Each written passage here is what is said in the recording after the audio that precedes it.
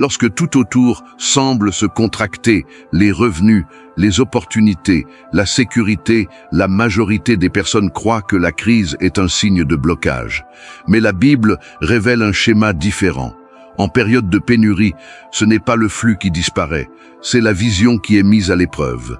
Il existe un principe ancien, silencieux et profondément ignoré qui continue d'agir même lorsque le contexte est négatif. Et c'est précisément ce principe qui explique pourquoi certains progressent tandis que d'autres se contentent de survivre. Si vous restez jusqu'à la fin de cette vidéo, vous comprendrez pourquoi la crise n'a jamais été la fin du processus, mais l'environnement dans lequel la multiplication commence pour ceux qui savent comment agir. Cette compréhension devient encore plus nécessaire lorsque la crise cesse d'être un simple concept et commence à se vivre au quotidien. Des factures qui arrivent à échéance avant que l'argent n'entre, des dettes qui semblent se multiplier toutes seules, un revenu qui ne suit plus le coût de la vie, et cette sensation constante de toujours courir sans jamais atteindre l'équilibre. Pour beaucoup, le poids le plus lourd ne se trouve pas seulement dans les chiffres, mais dans l'insécurité silencieuse qui accompagne chaque décision. La peur de se tromper à nouveau, de perdre le peu qu'il reste, de ne pas réussir à assumer les engagements les plus essentiels. Cette instabilité crée un cycle émotionnel dangereux. Plus la pression augmente, plus les choix deviennent confus. L'esprit passe en mode survie, et tout se décide dans l'urgence, non dans la clarté. C'est précisément à ce moment-là que la crise cesse d'être uniquement financière et devient intérieure. Et lorsque cela se produit, la pénurie cesse d'être seulement extérieure et commence à façonner la manière dont la réalité est interprétée. Lorsque la pression financière s'installe à l'intérieur, la pénurie commence à être perçue comme un signe d'échec. Beaucoup finissent par croire que la crise signifie abandon, retard ou absence de mérite. Cette lecture déformée transforme la pénurie en ennemi absolu, quelque chose à combattre avec désespoir ou à éviter à tout prix. Pourtant, dans la logique biblique, la pénurie n'a jamais été présentée comme une sentence finale, mais comme un environnement de révélation. Le problème ne réside pas dans le manque temporaire de ressources, mais dans la manière dont ce manque est compris. La peur rétrécit la vision, paralyse les décisions et engendre des réactions impulsives. À la place de l'analyse apparaît la panique. À la place de la stratégie, la tentative de contrôle immédiat. C'est précisément à ce moment-là que beaucoup s'éloignent du principe qui pourrait les conduire à la multiplication. Avant de parler de ressources, la Bible parle de compréhension. Et c'est cette compréhension qui commence à distinguer ceux qui traversent la crise de ceux qui en sont consumés. Cette compréhension devient plus claire lorsque l'on observe comment la crise apparaît de manière répétée dans les Écritures. Les famines, les périodes de pénurie, les exils et les pertes ne sont pas traités comme des événements rares, mais comme des contextes récurrents. La Bible ne présente pas la prospérité comme l'absence de difficultés, mais comme la capacité d'agir correctement même lorsque les ressources sont limitées. Dans de nombreux cas, c'est précisément au moment de la plus grande instabilité que des décisions déterminantes sont prises. Des hommes et des femmes bibliques ont affronté des environnements où la logique humaine annonçait la fin, mais le résultat a été l'avancement. La crise n'a pas interrompu le dessein, elle a seulement révélé la différence entre ceux qui réagissent par la peur et ceux qui se positionnent par principe. Ces récits montrent que le contexte extérieur n'a jamais été le facteur décisif. Ce qui déterminait réellement le résultat, c'était la manière dont chacun s'alignait spirituellement face à la pénurie. La répétition de ces schémas révèle quelque chose d'essentiel. La crise n'est pas une exception sur le chemin de la prospérité biblique, elle fait partie du processus. Et comprendre cela change complètement la manière dont le moment présent doit être affronté. C'est à ce point que la différence entre la logique du monde et la logique biblique devient évidente. Face à la crise, le système commun enseigne la rétraction totale, la peur constante et des décisions fondées exclusivement sur l'autoprotection. Tout commence à tourner autour de l'évitement des pertes immédiates, même si cela compromet l'avenir. La Bible, cependant, fonctionne selon une autre dynamique. Elle n'ignore pas la réalité de la pénurie, mais elle ne s'y soumet pas. Dans la logique divine, le contexte ne définit pas le résultat, c'est le positionnement qui le définit.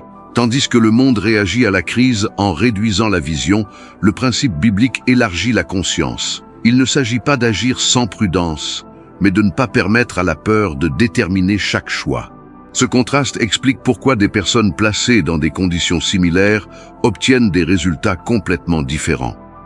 Avant de parler de multiplication des ressources, l'Écriture indique un changement de référence. Sortir de la dépendance au contexte et aligner les décisions sur un principe supérieur.